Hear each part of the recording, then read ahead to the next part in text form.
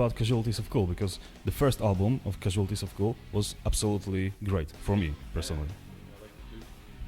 Well, Casualties was a project that I was really proud of because there was no guidelines for it and no expectations for it. No one was asking me for it and no one was expecting it. So I was able to slowly, casually work on it for years, and then it resulted in something that had no pressure, and that's been a long time since I've experienced that.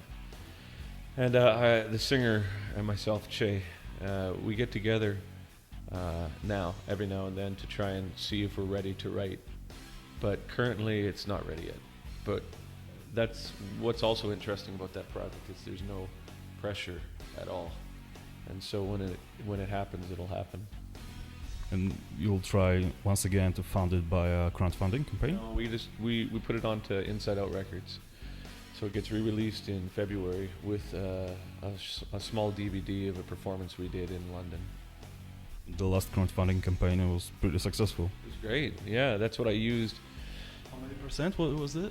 500 and something. 500. Yeah, but it was but I used that to not only finish Casualties, but also make all the puppets for Ziltoid, because I make puppets. Well, I don't make puppets.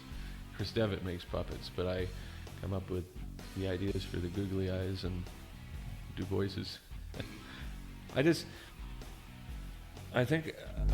like to think it's just because I get bored easily, but it probably has something to do with that. I just like being creative. I mean, I find myself, it's so difficult in life to find yourself in a position where you can do these things, and I do. I found myself in this position.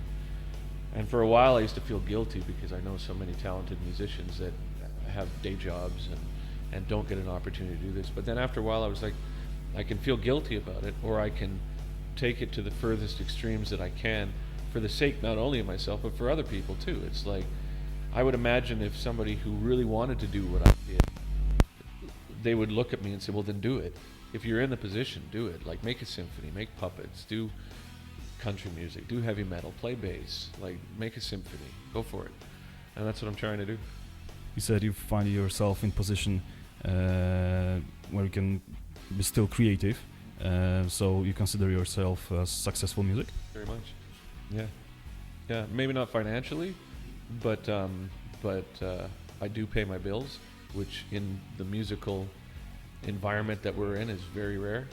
And I can do anything I want, and that is like, that doesn't happen. I'm not sure how it did happen, other than me just being ignorant, pig-headed. I want to ask you about playing guitar, because you are a great guitarist. You have a speed, technique, and so on. But is there anything that you are not able to play? Everything. I get worse the older I get.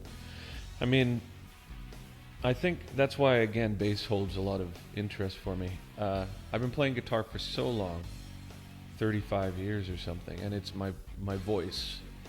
The guitar that we're working together with Framus, like, I've been with many guitar companies, ESP and PV, and I played Fender for years, and I've got Les Pauls and all this sort of stuff. But it's only now that I've made a commitment to one company. It's like getting married. You stop for the first time with Framus, yeah.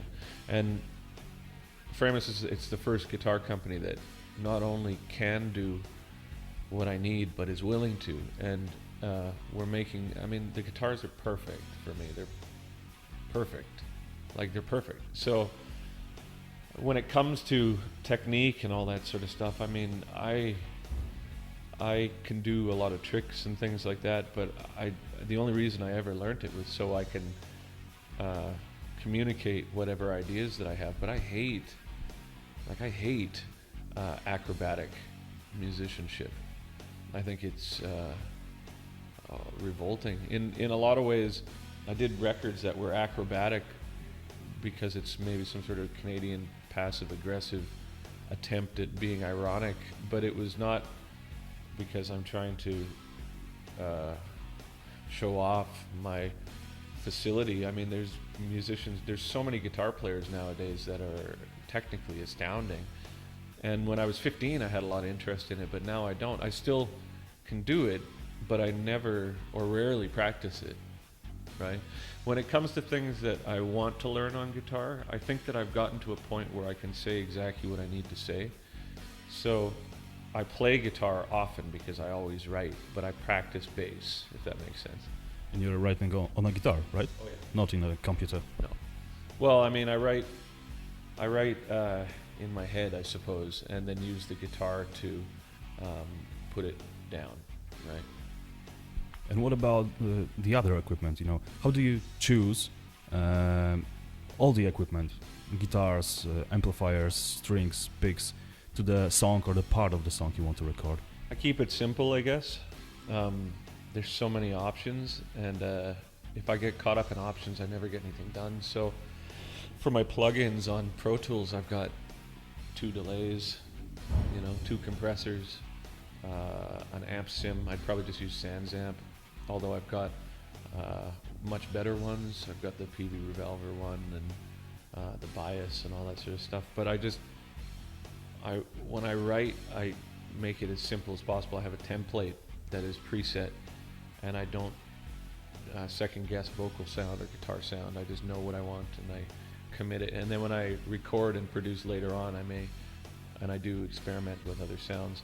But when it comes to choosing gear, something happened over the past 5 years where gear companies have been attracted to me. And I mean, if there's anything that I'm happy about in my career, it's like all of a sudden I get a lot of gear. And it's like I may not have $1 million, but man, that is so fucking awesome. Like I get pedals and guitars and amps and basses and digital stuff, and even a lot of it, like I won't sell it, and I'll give it back if I don't use it. But people are like, try this, try this, try this, and through that I've discovered a ton of amazing things, like the Axe-Fx or the Evertune bridge, or this pickup that I've been working with Fishman. That's like a signature thing. It's like 2 tones and 2 voices, and it's amazing. I've been with Mesa Boogie for years, and of course Dunlop or D'Addario, and a lot of times now I find that I'm a lot less hesitant to endorse things, because it's not like I'm having to endorse things that I don't care about. Like when I say I really like the frame of stuff, or that I love the frame of stuff, it's because I really do. It's not like I'm trying to sell people stuff that I don't like. I'm like, this shit is great, and I use it all the time.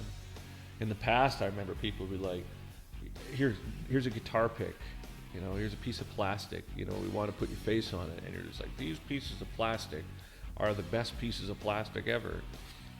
But at the same time, now Chris at Dunlop is a good friend, and I called him one day and I said, hey, when these picks of mine that I use, I've been using since day one, the Tortex big triangles, when they get older, they sound better to me because they bite in, and I like that sort of clean sound where it's got a bit of grit, and I don't like it when the pick is smooth. And so he suggested that I get a bunch of the picks that are at the point where I want, and then we'll do a pick that is exactly that. And we'll sell it, which is cool, but it's not the point. The point is I get to get exactly what I need now after doing music for 30 years, and that's, you ask me if I feel successful, I mean, yes. A lot of our readers are young musicians that are taking their first steps in the music business, or they want to, at least. So I like to speak with professional musicians like you about what does it mean to be a professional musician. What does it mean to have a professional attitude in the business? I think you have to learn to take criticism. I think that's the hardest thing for a lot of young musicians, because when I first started, I came into it with such a sense of idealism that music was ultimately, which it is, an expression of your soul, and it's a way to decorate time, and it's a beautiful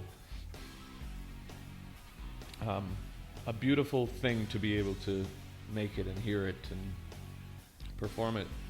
But then as soon, like 2 months into my first professional thing, I realized that it's a really ugly industry, like any industry would be. I'm sure logging or any industry is ugly when you start getting into the money of it. But music, in a way, more so because it's monetizing something that is your passion in a way. And it's very easy with online things to put something up and say, look, I've been working on this for a year and it's everything. It's about my mother or something. And it's just shit, this is crap. The guy's an idiot, you're a fucking tool and all this stuff. And I remember when it first started, when I was a kid, thinking like, I can't do this, you know? Now what it did for me is strapping. I was just like, okay, fuck all of you. I'm gonna make ugly music and burn it. But then it backfires in a way, and then you're surrounded by ugly, and you're just like, wait a minute, I didn't want that, you know? So I think if you're young and you are first starting out, you have to have the desire to learn how to be thick-skinned, because without that, I think it's very easy for you to bastardize what it is that you're trying to do, and eventually end up doing something that is totally the antithesis of why you started doing it in the first place, just because you're hurt, right? So you have to learn, and I think the best way to learn that is to surround yourself with people that are going to tell you the truth. There's a lot of times you see hard rock musicians in general, but you can see it in their eyes, the ones that are, you know, slick and sort of rock star and all this sort of stuff. And I sometimes wonder, is like, has anybody ever told you that you're being a prick, or has anybody ever told you that that's actually not that cool or whatever?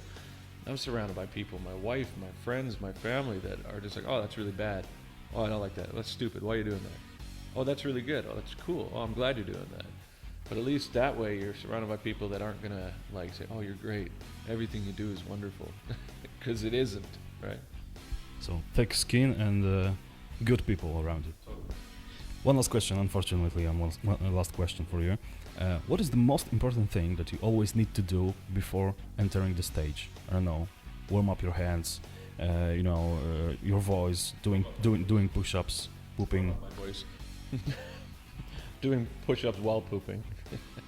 No, I'm trying to imagine it. Yeah, it's good, man. If you get the speed right, you can get some clearance. If I'm every day before we go on stage, I do vocal warm-ups, because the voice is the hardest thing to maintain and the most unpredictable. But also, it's the social aspect of it is challenging. Once you've been on tour for a few shows, like 2 or 3 days of a tour, you're able to sort of put up that sort of emotional shield that allows you to perform for people without being just a neurotic version of yourself on stage. But the first couple of shows for me, man, I'm always just like, what the fuck am I doing here?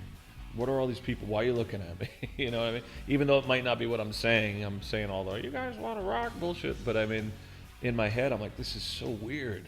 Just, 8 hours ago, I was mowing the lawn and going over to see my parents or whatever. And it's like that transition period is hard.